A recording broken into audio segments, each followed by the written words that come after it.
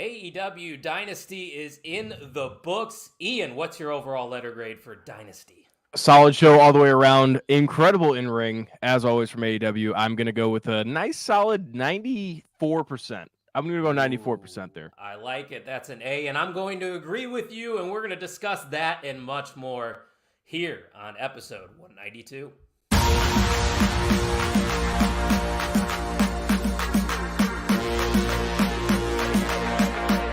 Ladies and gentlemen, turn your speakers up. It's time for the On the Mark Wrestling Podcast.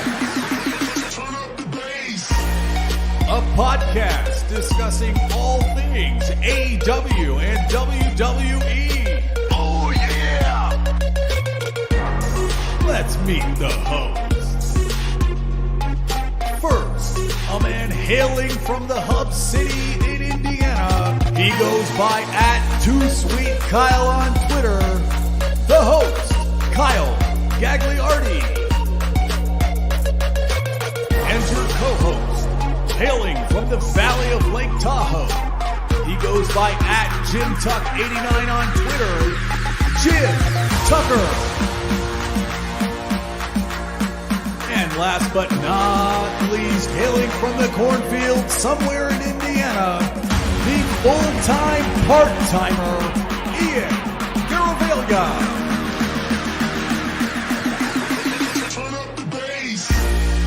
Be sure to follow us on Twitter, TikTok, and Instagram @PodOnTheMark.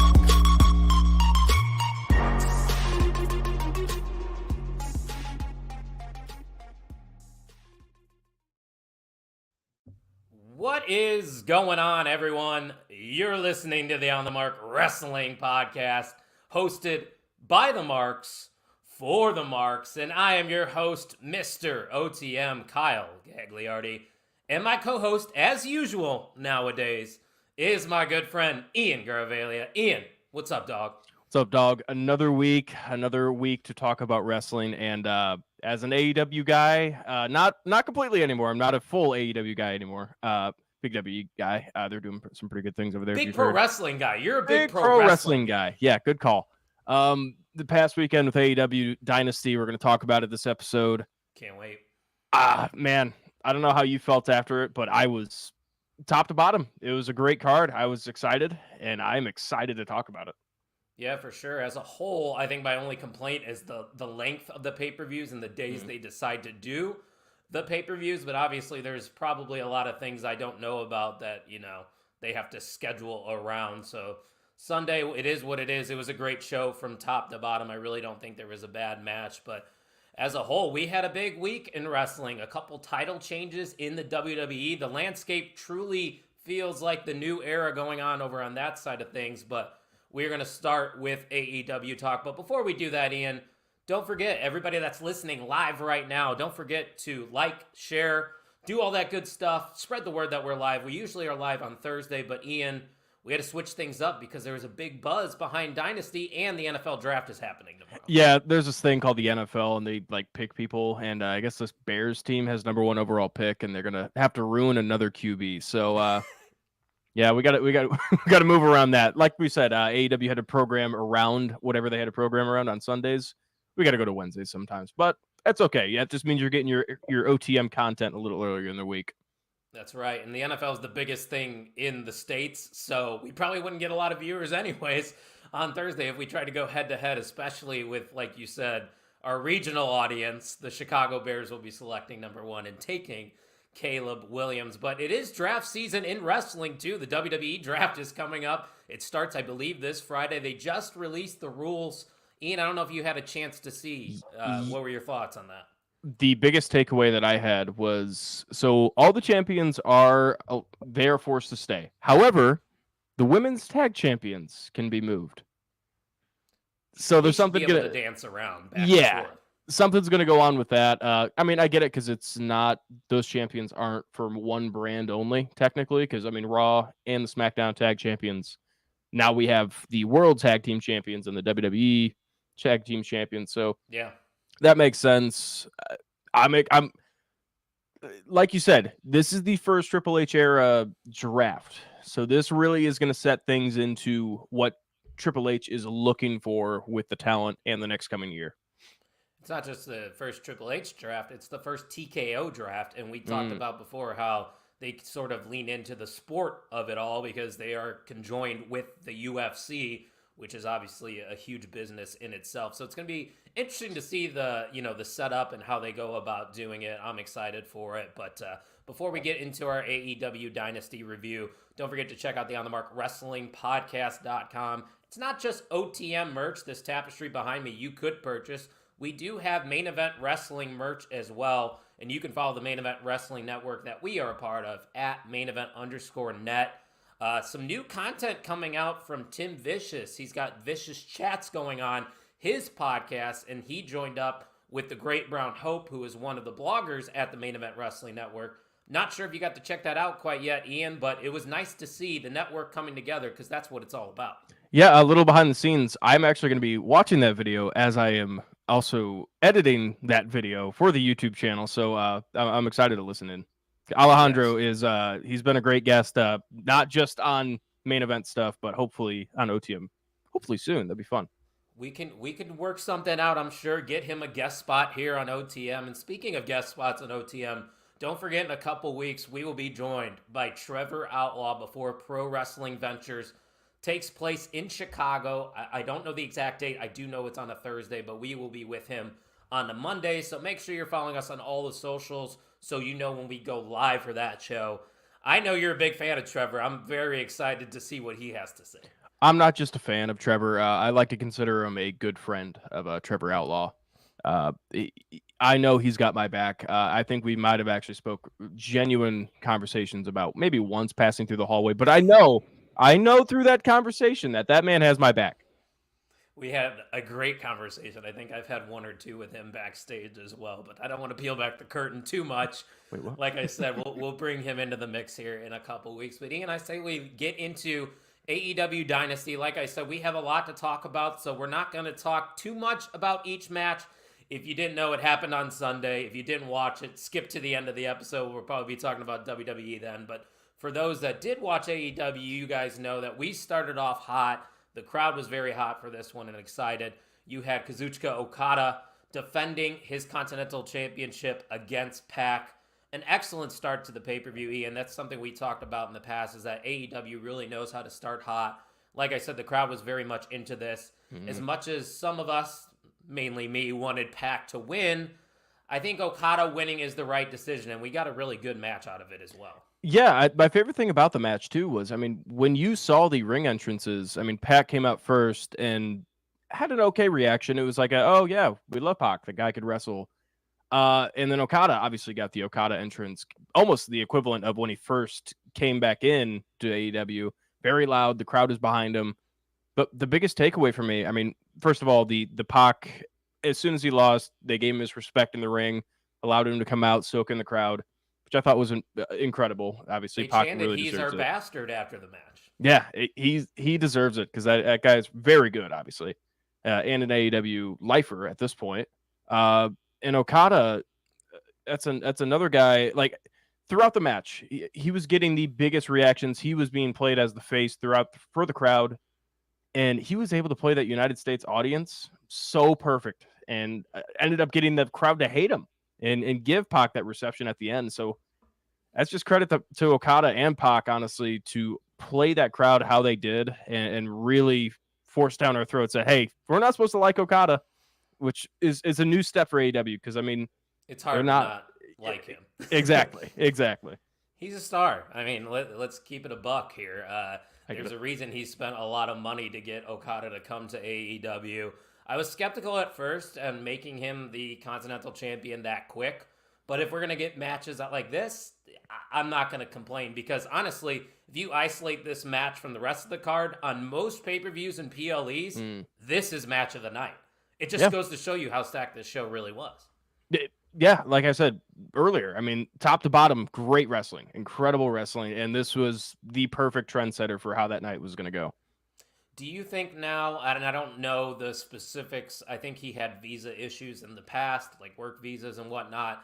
if Pac is here for the long haul, could you see him becoming world champion in AEW anytime soon, or you think there's just too many stars right now in the main event scene? Sadly, I don't see it happening. I mean, if it weren't for the injuries and the visa issues that he had earlier, he would have been AEW champion. I really think he would have taken one of those Moxley reigns and took it as his own during those times, especially early in AEW's life, because he was one of those guys that he is a staple singles guy. Ended up joining with Death Triangle, which again put on incredible stuff, obviously with the series with the Young Bucks for the trios titles. But yeah, definitely singles run kind of got ruined by the visa stuff, but who knows? Who knows how long he stays? Who knows how long he's willing to keep wrestling? But I am excited. This showed that there is still a lot of backing for Pac within the general AEW community. Their roster is just loaded. Because there's some big names that weren't even on this card that didn't even get a chance to shine, but these two definitely shine to start. Okada's still the Continental Champion. We move on here to six-man tag action as we saw the House of Black defeat the TNT champion Adam Copeland, Eddie Kingston, and Mark Briscoe.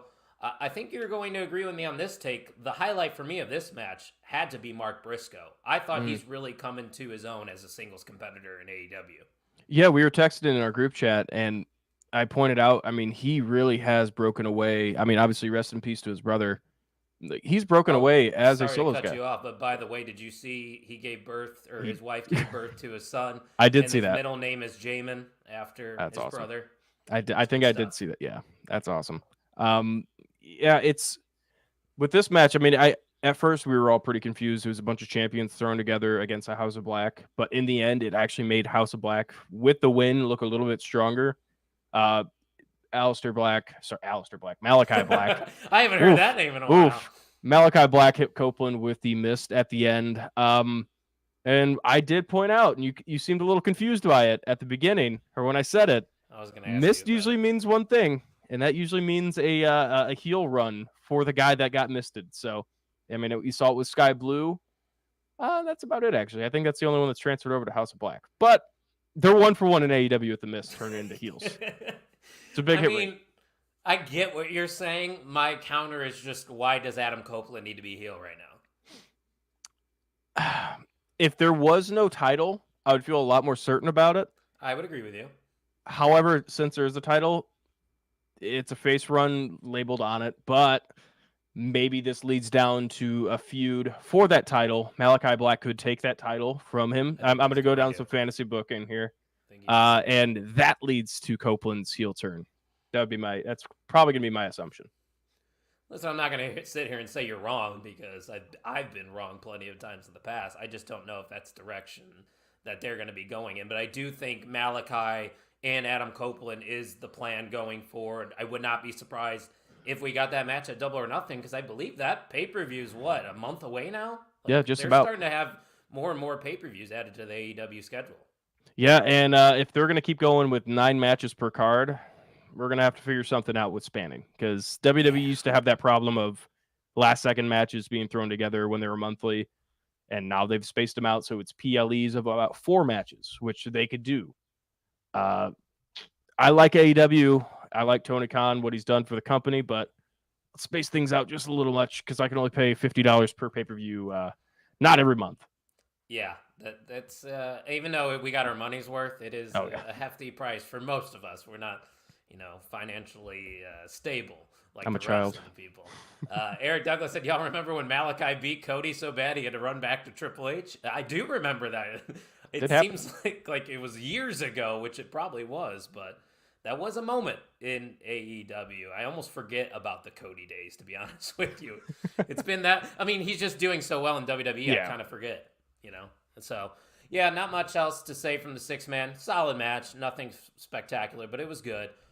This match, it didn't get a lot of time, to be fair. I'm not going to sit here and shit on it, because they're both very talented. But we do have a new TBS Women's Champion in Willow Nightingale, who really has been clicking on all cylinders. And credit to Julia Hart, because what Julia Hart was able to do with that TBS title was take it back up to the level that I think it was at with a Jade Cargill, because we know that streak that she had with that title. But nonetheless, this is very exciting, Ian, because, like I said, Nightingale's got a lot of steam behind her, and the crowd seems to, want this. And here we are. We got a new champion.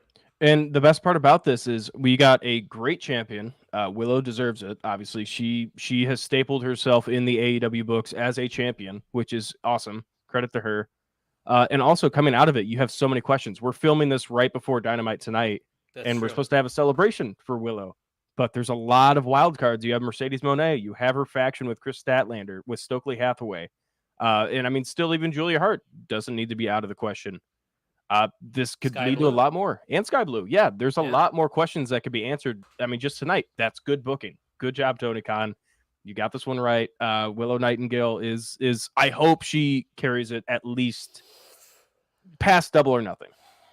I don't think that's going to happen, Ian, just because we talked about it on the preview show. Mercedes Moné would be next in line for that TBS title. No. Say what you need to say, because I think I have some fantasy booking again. Say what you need to say. I'm glad you know that song. No, I was just going to say, I think that the writing was on the wall that we talked about it, that Mercedes would be the one to face off against Willow. It wouldn't make much sense if you did Mercedes versus Julia. So putting on the title on Willow was the right decision. I don't agree when people say, all right, if Mercedes is having her very first match, she has to win. Agreed. There's going to be shenanigans. She could still be protected with a loss, I mean, even if she loses, Willow has been very good in the ring. She hasn't been built like a weak competitor. No. Mercedes hasn't even wrestled in AEW. She could have a hiccup. There's no reason for her to automatically be a brute and just go through Willow. Also, we still have all those other wild cards. We could be looking at a Chris Statlander heel turn, parting ways and going to Mercedes' side. That's your Double or Nothing match. Chris Statlander versus Willow Nightingale for the championship. I'll tell you what, though. What we've done so far, what they've done, I should say, with Mercedes, it's kind of getting old. She's kind of coming out there and saying the same thing every time. I hate the dance. We've CEO. The song's catchy. It is. But it is. The background, it's Gunther's theme song. Have you noticed that? Correct. I'm like, come on, guys, you're really just knocking the ring general here. I mean, CEO, ring general. I don't know if I have to pick a side, but yeah, Mercedes needs to get to wrestling because that's what she does best. And maybe that's how, things get going tonight with that celebration, is that she gets into some physicality and then she's like, I'm cleared, bitch. And then she sets up a match with her at Double or Nothing. No, they never say bitch on AEW. Never. I think they usually hit one a week. Right? Yeah, correct. To be fair, WWE's doing it now too. Yeah, that is also true. That is true. But the most annoying thing about WWE television, especially in NXT, holy, like, come on, we know what they're saying. Don't say even get started. No, I'm not allowed to. WWE. Shit. The intern didn't mute that, did he? No, I missed it. I guess he missed that one again. All right, guys, that's enough about Willow. Congrats to Willow, though, by the way. Well-deserved TBS champion. We're going to move on to two guys with a lot of history, Roderick Strong and Kyle O'Reilly, which I want to get out here first and say, welcome back, Kyle O'Reilly. It's a pleasure to see him. It looks like he didn't miss a step. And you can just tell, Ian, when they were going throughout this match, that these guys truly do have a lot of history. They obviously have chemistry. And this was the most pro wrestling match we got on the card from top to bottom. Fundamentally sound. Nothing to wow you, but I think they accomplished what they needed to accomplish here. Yeah, I think this match is really just to establish that there is still that connection and maybe to tease on what we could see next. Because, I mean, right after the match, we saw Adam Cole get out of his wheelchair. Congrats to Adam Cole. He's walking again, so that's pretty cool. That's big. But again, that little ending segment, that felt like it was super rushed. There was something on with the timing going on throughout this card. Why was Wardlow even involved? Like, I feel like he didn't need to be involved in this match whatsoever. It felt weird. Didn't need it. It did feel weird. I'm not sure. I personally was kind of lost with this match. This was probably, I mean, you're probably going to hate that I say this. This was probably my least favorite match on the card. I mean, I don't hate it. It's, technical wrestling's not for everyone. Like, I can't sit down and watch Timothy Thatcher and Charlie Dempsey go for 20 minutes, just turning each other's wrists and everything. Like, that's not me. I need a little pizzazz. So I get it, but I still think that, and there's nothing against Willow and what's her name? Why am I Julia Hart? There we go.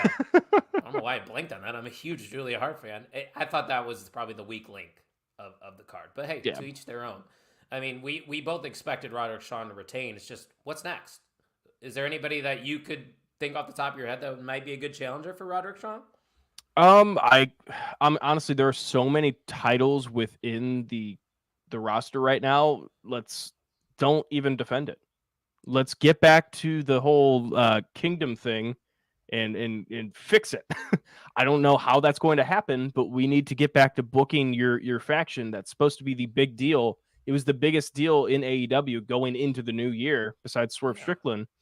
Fix what you started. I mean, you have Adam Cole that at least is close, at the very least, is close to returning to action. I don't know. I saw a report that he's not, that they still think he's months out. Which I don't know that's who fine. to believe, which that's fine. But again, let's build some steam behind the faction. That at least gives you some time. I don't know how they do it.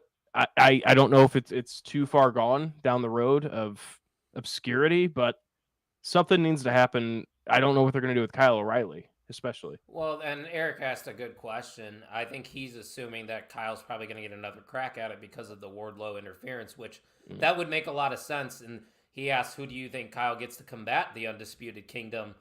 I really don't know. I would have said Bobby Fish, but I don't think things ended well with their first run of things in AEW. I don't believe so. And he's with TNA, I believe. MJF could be a challenger to keep him away from Swerve for a while, Eric says. I don't know where MJF is on his return, but I feel like that's beneath him. He's just MJF's the main event guy now. He's got to go right back for the title. Back for the main title. After Adam Cole, too. Yeah. That's the first rivalry right out the gate when he returns. A little news, though, not related, or I guess it is related to AEW a little bit. Sean Ross Sapp just tweeted out that WWE is the front runner to get Britt Baker and Ricky Starks. Ricky Starks, we talked about that in the past, Ian, how we think that would just be a slam dunk move. But Britt Baker is someone we haven't seen on AEW television in what seems like a year. I don't know the exact time, but Britt going to WWE, I'm not saying it's going to happen, but that gets me going. That excites me. I'm going to differ. I don't know if I like her in WWE. I really don't. I don't. Her biggest thing is her promo work, which I guess could fly by in the WWE standards, but at the same time, her in-ring is AEW. I mean, you're going to have to be in NXT for a long time because she's not a full-time wrestler. Oh, she would go right to the main roster. She would not be in NXT. She's already been in NXT. I bet you didn't know that. Oh, yeah. I knew she had a little stint there. NXT, yeah. I think it might have been the Women's Classic that she was a part of. And then they gave her a couple matches on NXT. I mean, hell, even Chelsea Green went through the system a little bit. Right. Then popped back into the Indies. And now here's Chelsea Green doing phenomenal stuff on the main roster. Once again, I don't even know if that is a true report from Eric. I'm going to take his word from it because it is our MVM. I'm going to put some respect on his name.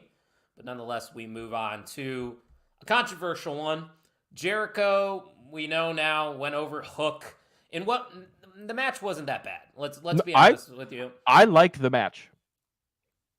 I thought it did a good. It took the go away heat. I mean, he was getting chance of go home. Please retire. Please retire. Go home. And he turned it into wrestling heat of beating the shit out of Hook and hitting him. He finally did it. He swung the bat over the top of his head instead of the hand to the face thing there, covering the bat, which I thought was a cool look. We haven't seen that in who knows how long. And it was a good finish to the match. I thought this match was good. This is the match I thought you were going to say, yeah, but Jericho and Hook was on the card. I thought this did perfectly fine. I mean, the build to this match was meh to me. Agreed. Completely agreed. The writing was on the wall. We all knew what direction it was going. The biggest pop of the match was at the end, the finish, when Taz stood up and people thought Taz was going to interfere, which I don't think he is either. But obviously, I don't think the story is finished between these two. Jericho with the FTW title, I mean, it means absolutely nothing to me. We've talked about it before. It's just a prop title. Once again, he was surprised that the match was actually pretty decent, but I still don't understand why Jericho is going over Hook in this situation. We've talked about it in the past before. Jericho's in these spots to elevate talent, and it seems like every time he gets put in a pay-per-view match, Jericho's the one winning. I don't get that. Again, I'm going to differ with you because I think this match served well because this is putting Hook into a legitimate, meaningful feud. Probably to him, like personally as well. Jericho and Taz, obviously, probably great friends in real life. Sorry to pull behind the curtains a little bit, but they probably are good friends. Unreal. Yeah, I know. Probably saw Hook growing up when he was a child and probably looked up to him. This is a good feud, too. Now you have legitimate heat. They could capitalize tonight. Jericho's going to have the in-ring promo. He's going to get a lot of heat, probably a lot of please retire. It all depends on if Jericho comes out with his promos of trying to get the crowd behind him going and in for himself. Don't be the Lionheart. Nobody gives a shit. Everybody that cares about the Lionheart is either 60 or dead. Yeah. Let's be honest. I know there is not one person in this comment section right now that could sit here and say, "Oh, I love Lionheart, Chris Jericho." I do get it though. Because they're trying to steer away from the Judas song of people singing along. They probably want him to be a legitimate heel at this point. Yeah. But I don't think they did that on purpose. They genuinely thought people. Though. I'd agree with that. I would agree with that. Just be Chris fucking Jericho. Yeah. He's the FTW champion now. Fuck the world. Chris fucking Jericho. There you go. There's your new gimmick. If he shows up to the ring tonight, calls out Hook, and just destroys the FTW title, now we're cooking. Now we're doing something. I'd be back in if he did that because, like we said, get rid of the title. It's the same level of the 24/7 championship. Yeah, I'd agree. Completely agree. So we're going to move on here to the women's championship match between Timeless Toni Storm and Thunder Rosa. Obviously, we know by now Toni Storm ended up retaining, but I think this match exceeded expectations, especially mine. It's nice to see Thunder Rosa back in the mix. I didn't think she needed to win it. You did. But we still got this Timeless Toni run. You got a wrinkle of Mariah May lurking. You still had Deonna Purrazzo that got involved. I'm going to give a shout out to your father, the podcast dad from the Wrestling Junkies. He recommends they go in the direction of a fatal four-way at Double or Nothing. Timeless Toni versus Mariah May versus Deonna Purrazzo versus Thunder Rosa. Is that something you would be interested in? I would be very interested in that. How they get there with Mariah May inserting herself into it, I wonder who plays the face, who plays the heel. I'd imagine Toni goes more the face route, because I think the crowd loves her a little bit more. The opposite. Really? Okay. I think people would be empathetic with Mariah and getting out of the shadow of Toni and rooting for her to upset Timeless Toni. That's a fair point. That's how I would view it. But that being brought up, I think it could go a lot of different ways with it, and it'll succeed. So that's good. That's good that we had that discussion, that debate. Yeah, what were the thoughts of the match as a whole? Good match. It really showed to AEW that, I mean, both of them could fight. Toni Storm put on a great clinic. It was entertaining. She's obviously perfected her character. She had the short promo before. I think it got released on Friday or Saturday, or it might have been on Collision. But very entertaining. Showed there was a dark side. And Thunder Rosa has been put on the mic. She's been able to talk, and her in the ring. Yeah, absolutely. And I think it's probably her getting comfortable. I mean, hearing her on Busted Open talking, she seems more comfortable in that scenario. So it's cool to see that she's back pretty much in full force. Just hate the theme song. Yeah, we need the roar at the beginning. That sets the tone. I'm not just saying this because Thunder Rosa follows me on X, but I think Thunder Rosa is one of the best talents that they have in this AEW women's division. As a whole, this is a division probably a year ago on this podcast that we were crapping on. Yeah. You look at it now, there's some depth. Like, they could get to a point where... Actually, no, they already have a second women's title. I was going to say introducing a second women's title, but I forgot about the TBS. Yeah. So they're probably at that sweet spot right there. I don't think they have enough established tag teams to do anything like that, but they have a surplus of talent. I mean, hell, look at Athena. She's setting records in ROH, and the casuals like myself don't get to see it, but she's over 500 days. That should be on TV. Showcase her. Well, I think technically she lost because Billy Starks won it. No, Billy Starks is the other champion. She has the other championship. There's two? I think there's two. Yeah, she's holding a different championship. And I don't follow Ring of Honor, so don't quote me. But I want to. I would like to. I'm not paying extra money. No. I heard Eric on the Junkies podcast yesterday. He's like, if you don't have IWPTV, whatever it's called, what are you doing? I'm like, Eric, I'm not going to pay for multiple wrestling streaming services. Like I already pay for Thriller, so I can get my indie and GCW fix. I no pay for offense, I TV. can't be spending. I can't be spending. I don't. Oh, I don't pay for TV. But I'm not spending $20 a month to watch wrestling. I already pay $25 a month to keep this show going. So, all these expenses. But nonetheless, timeless. Tony retains her AEW Women's Championship. It'll be exciting to see what direction they go for Double or Nothing. Eric's got a few comments. Let's pull them up. He says, which Jericho is your favorite? Ian, I'll let you answer that first. I know my answer. I don't really know. You're a big Jericho guy, too. Like, you I put am him in the GOAT conversation. I don't really have a favorite. I don't have one that like sticks out to me as my favorite. Oh, by the way, Billy is the TV champion. Okay, TV Athena champion. is... Even though she's not on TV. Cool. Got it. What Jericho would you classify it under when he was with Kevin Owens? I guess the list of Jericho. The list, yeah. Okay. I was going to say the list. Yeah. Scarf Jericho. I think that's my favorite version of Chris Jericho. I don't know what they... I know of Lionheart. I know when he came out of WWE. The Y2K was good stuff. Yeah, okay. The debut with the countdown and the Tron and everything. I mean, but yeah, that Kevin Owens feud, honestly, was in a dark period of the WWE. But that is one of my favorite Kevin Owens moments, too. And Kevin Owens has had a lot of good moments. I mean, Stone Cold Steve Austin, the main event, his feud with Sami Zayn, tagging with Sami Zayn. I'd put that Jericho turn right up there with him. I'd agree.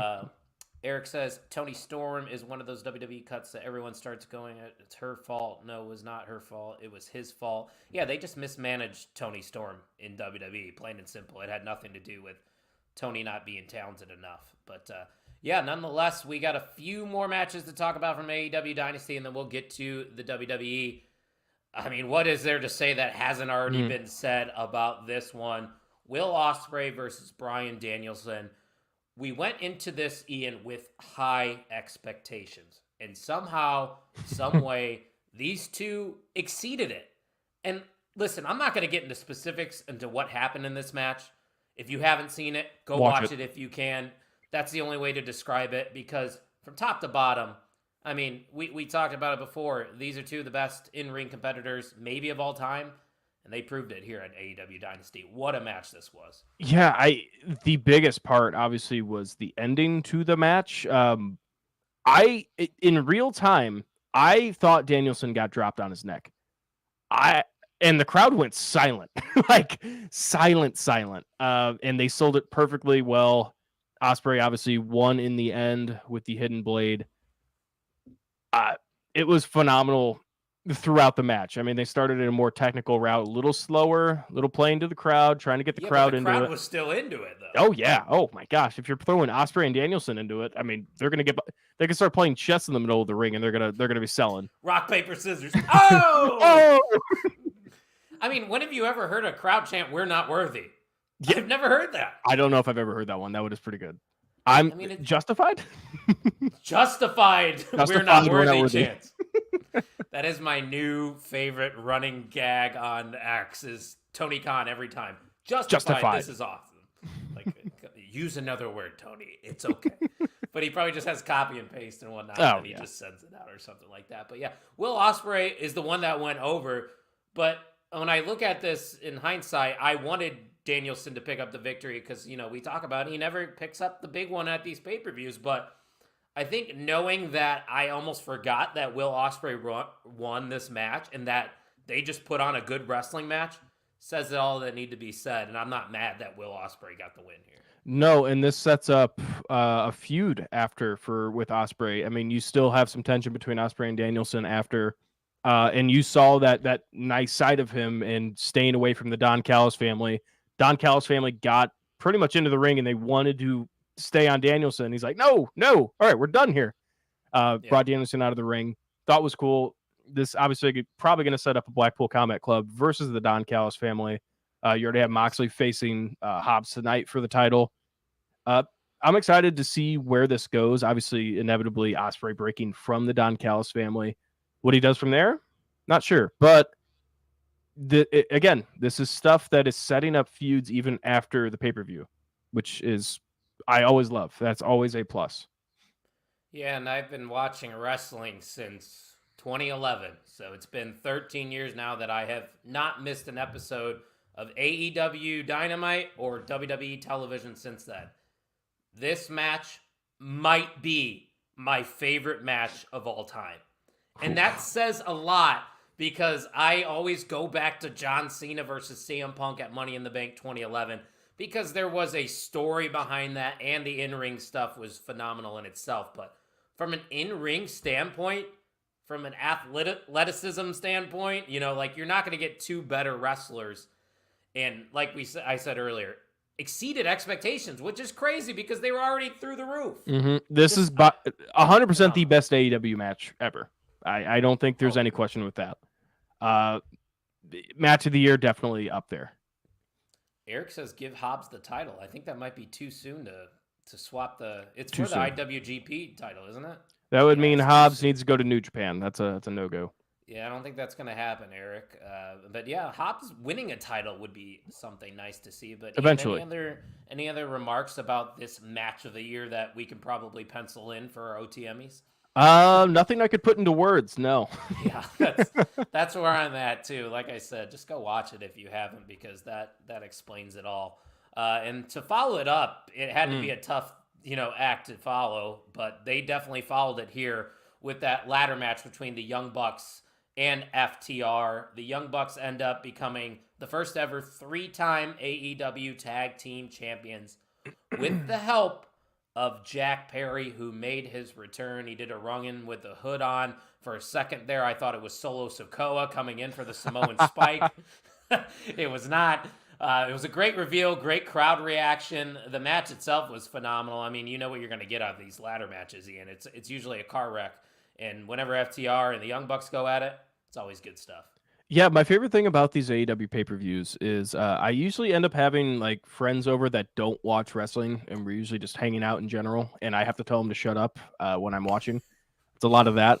But we're playing darts and everything, and I'm watching this match, and there's a lot of times these non-wrestling fans who usually are like, oh, isn't that fake? Isn't that a fake chair? Yada, yada. There's a lot of times during this match like, oh, shit, is he okay? Is there somebody going to check on him? Nope. That's another move onto a ladder. That's what that is right there. Especially when Dax was bleeding, I thought it was very funny hearing that reaction. Yeah, this match delivered on all fronts, especially with the return. Doesn't take anything away from FTR. Young Bucks keep the heat coming in, the good heat coming in. Yeah. And now you have a wild card of Jack Perry. Who does he side with? Again, another match that sets up something else to talk about. Yeah, that was the perfect way to book it, in my opinion, because obviously if the EVPs are going to win, they're going to have to do it in a chicken shit way. Mm-hmm. Obviously, from the facial expressions, at least, I assume that the Bucks had no idea that Jack Perry was going to show up. So maybe that's a part of the storyline. They questioned Jack, why did you interfere in this matchup? But I think it's going to all go back to the tapes that they showed us from All In, and that's going to be the connecting of the dots on why they released the footage. They could have gone about it a different way, but nonetheless, Jack Perry returning, like you said, takes nothing away from the Young Bucks win, making history here in AEW. I love that spot that Harwood gave the pile driver and the ladder almost gave out.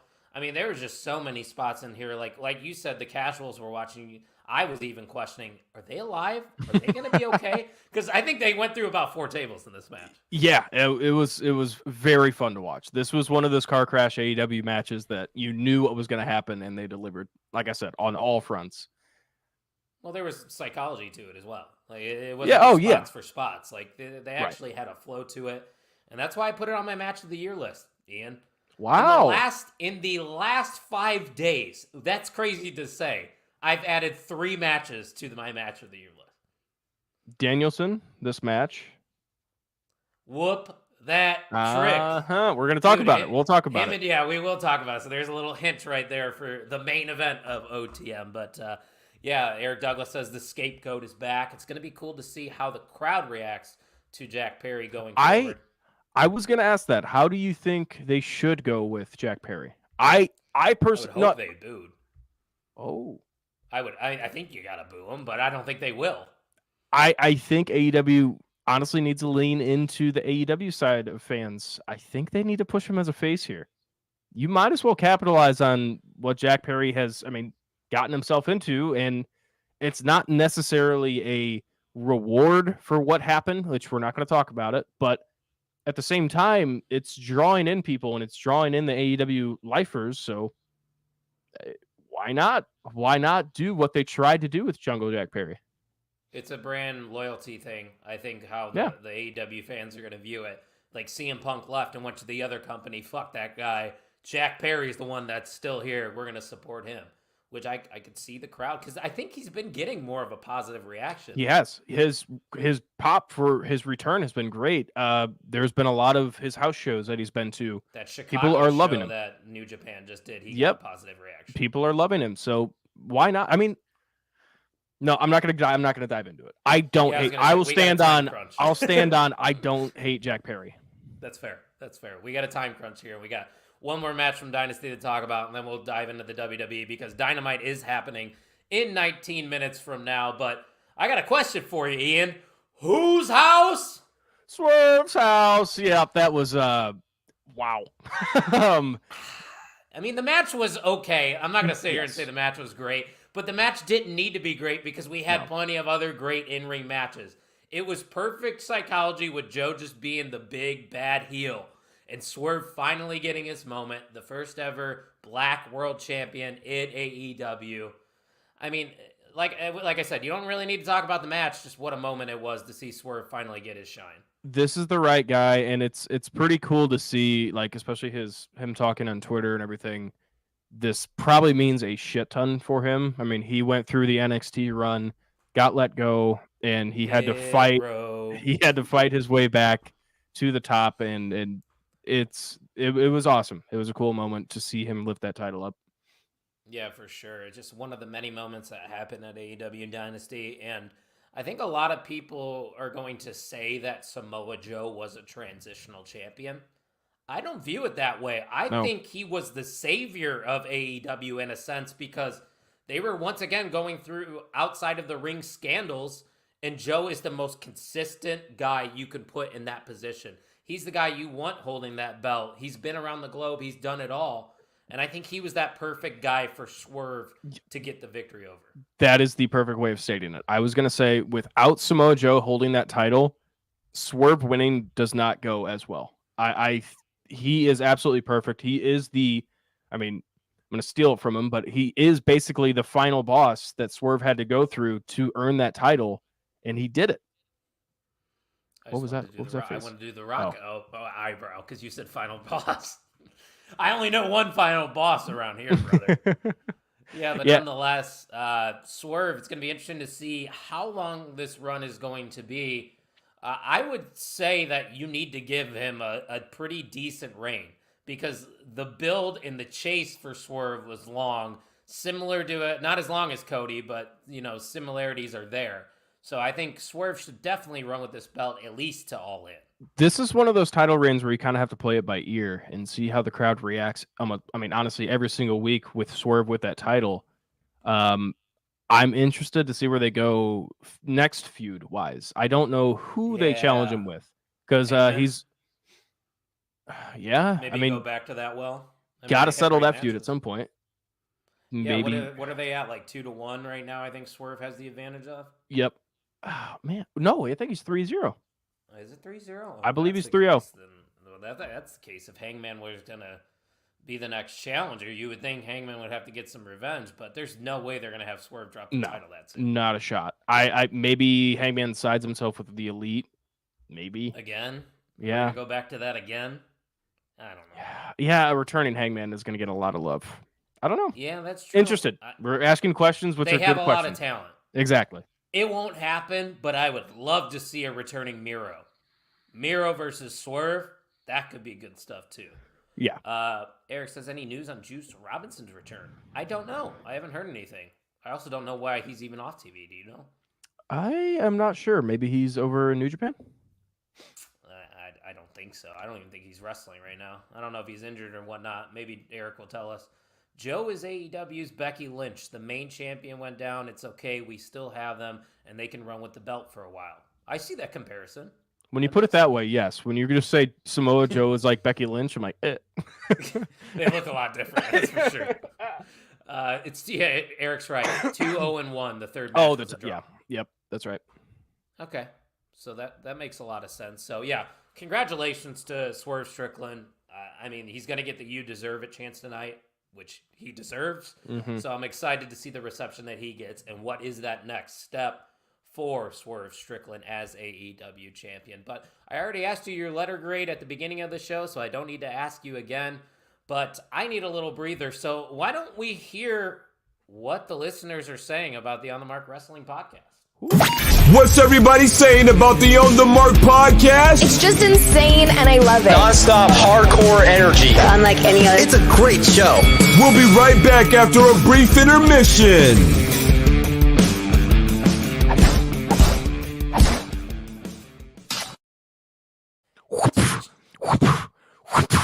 Thank you, Tuck. Thanks, Tuck. Shout out to Tuck. He almost made it for this episode. We Very almost had the return of Jim Tucker on OTM, but I guarantee you, Tucky will be back very soon.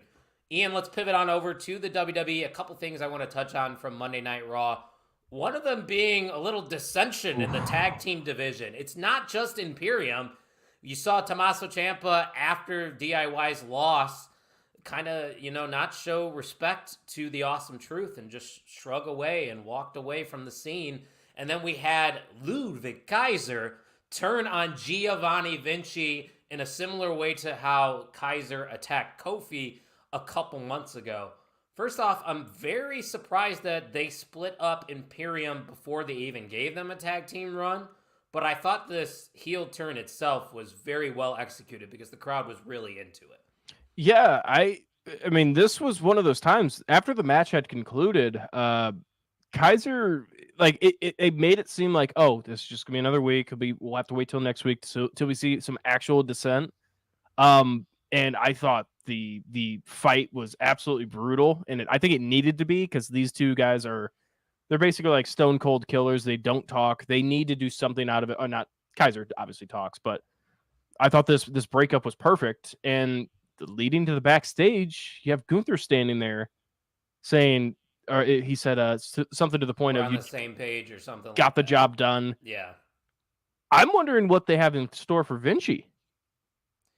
That's what I'm worried about. And I made a joke, and I'm sorry for making jokes about people's jobs, but I said, watch, Vinci's going to be on the next list of releases here. But he's a talented individual, but yeah, I definitely think he's going to get lost in the shuffle here. I'm worried about him. Well, I mean, it really does depend, though. It depends on what they do next. Does Vinci come back at Kaiser and Gunther? Are we going to see a face run? Or maybe he just takes a beating. Maybe, what if he just says, you know what, I took my beating. I deserve that. I was the weak link. Let me prove it to you. That's something. And we don't know what the draft's coming up. What if everybody's just separated and then Vinci's just a new star on his own? Yeah, I don't know. Again, which is a good thing. That's a good thing. I don't know. And maybe they see something potentially with Vinci as a face. Maybe we see an NXT call up. Yeah. Ilya Dragunov just lost his NXT title. There is Come up with Vinci. There. Come up with Vinci. He's even the odds. Yeah, maybe Ilya's got Vinci's back. Could lead to a good tag team feud. I don't know, because I mean, Gunther's still on the. He's got the King of the Ring stuff. He announced it that he's going into the King of the Ring. However, there's some time between then on TV that he's going to have some feud. So maybe this is what they go with. Who knows? And seeing Dragunov in the King of the Ring tournament would be excellent because we already know, I believe, I'm not 100% certain, that Sheamus and Drew McIntyre will be participating in the King of the Ring as well. So there's some big names in there. And, in the past, I didn't really care for King of the Ring, but Gunther kind of alluded to winning King of the Ring and then challenging for a title. So if that is the direction that King and Queen of the Ring gets you to, like, say, a title shot at SummerSlam, that's what it should be. Important. Yeah, that's what it should be. It should be like a Money in the Bank stipulation of you are deserving of a title shot after your King of the Ring win. As much as I love Xavier Woods, the King of the Rings, like, it doesn't fit him. I know that was like his bucket list thing. That was something he proposed. And also Xavier Woods is in the King of the Ring tournament. So give some respect to your boy. To your boy. Yeah, I love Xavier Woods. So I'm excited. He's great. Yeah, you can't hate on the New Day, even though we, as a unit, I'm getting tired of them. But as people, we know what they've contributed to the business. But nonetheless, things are getting very interesting. Just days before the draft, you got tag teams breaking up, so it's going to be interesting to see where they end up landing. But the main event of Monday Night Raw was the Women's Battle Royal to determine the new champion, because we know Rhea Ripley's going to be missing some time. So here we are. We had to crown a new champion, and we talked about it before the match even happened, that there was a couple names that I would have liked to see, like a Liv Morgan, even a Nia Jax would have made a lot of sense. And hell, a Chelsea Green surprise win would have been exciting. But they go with the status quo, the most obvious pick probably in that match. And I think it was even more obvious when you saw Becky Lynch get taken out of the ring and being put through the table that she was going to get that comeback spot and eventually win the world title here. And Ian, I see a lot of frustration. And at first, I was one of those people that was frustrated with Becky winning because, same old thing. Like, Cena wins, LOL. Becky wins, LOL. But looking back at it, it might have been the right call. How do you feel about all this? The more I think of it, I would have put Nia Jax winning the title at a much higher level. It made sense for Liv Morgan to win the title just so because of Rhea Ripley. I get that. And as much as I would have loved it, it's okay because, I mean, it's very early. I mean, into Rhea Ripley's injury.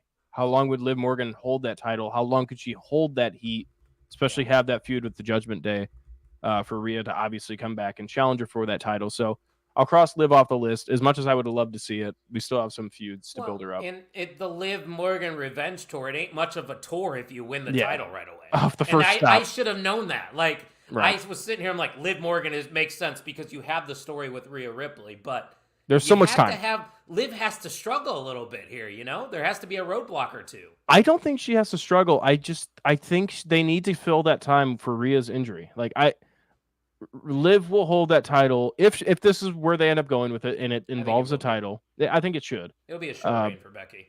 Yeah. That's why I was like, I think Nia Jax would be a better fit. I mean, she is a newer champion. She's gotten some steam behind her. She's always had this flack of, she's an awful wrestler. She just hurts people. And now she's getting some respect as like, she's not bad. She's gotten a lot better. She could talk on the mic and she's a legit heel.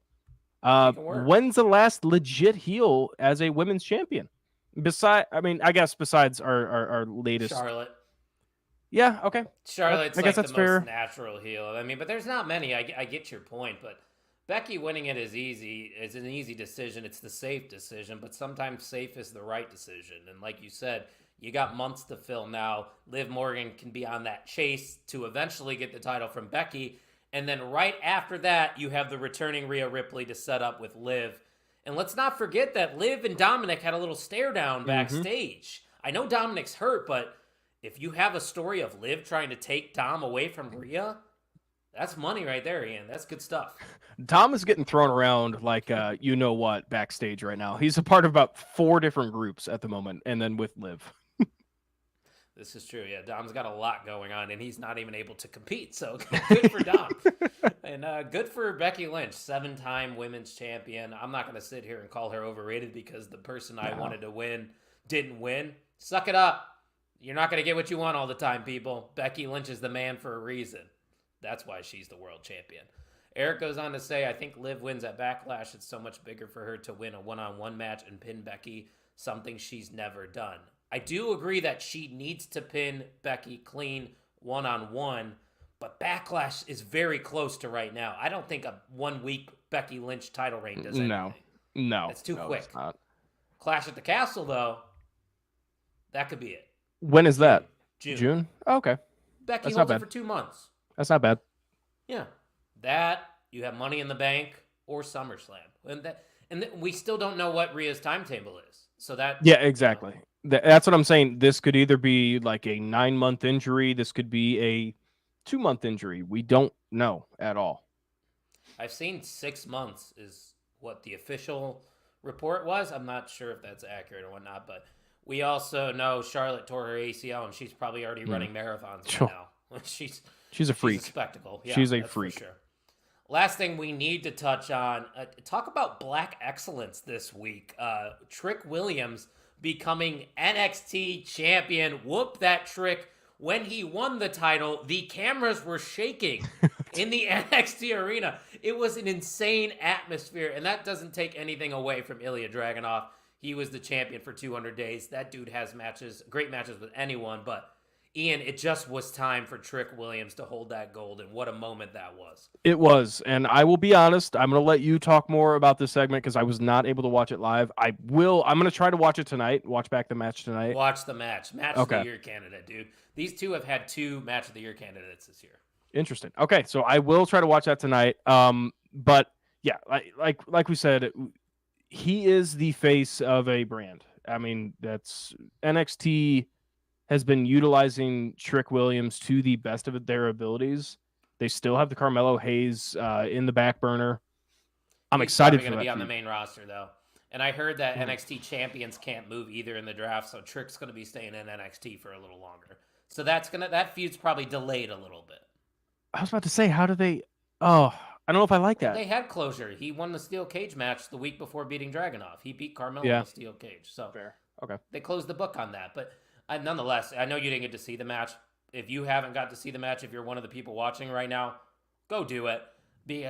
Trick Williams, the rise of Trick Williams in NXT has been a beautiful story because he was just a background guy to Carmelo Hayes. And Carmelo Hayes is an immensely talented individual as well. And at first, I was kind of skeptical of Trick. Like, you knew he had charisma. He could talk on the microphone. He looked like a star. But now he's finally put it all together. He gets that moment there. There's not many other names out there in NXT that are bigger to beat than Ilya Dragunov. Like, that's a huge win for his resume. Yeah, I don't have a lot of NXT background. I know I said I was going to try to watch it weekly, but was not able to do that. I will keep saying I will try, but I will stay up to date. Let's say that. You should be, dude. NXT is good. Next week, they set up Lola Vice with Shayna Baszler in her corner to take on Natalya. I did see the Battleground Underground. Yeah, I did see that. And I did text you guys and I said that is very enticing because I think Shayna Baszler thrives in situations like that. Well, let me put this on you. You think there's any chance Shayna gets drafted to NXT? I would love it. Be something. Are they a part of the draft? Yes. NXT. They're part of the draft. Yeah. It's going to be interesting. Yeah, Eric says Trick has it all, and it's all it's ever going to be. He is today's Booker T, and I said it before. That guy is a spitting image of Booker T, which was trained by Booker T. So and in the ring, yeah. And he said even on the bump today that Booker T, he looked up to Booker T. So that's awesome. You could see the shades of Booker when Trick works. I know we're trying to get out of here, but I just love seeing, especially with NXT nowadays, where there's these world-class athletes coming into wrestling and getting fully embraced into it and loving it. That's my most fun part about seeing like Trick Williams winning a wrestling title in the WWE. That's such a cool feeling. Yeah, it's awesome.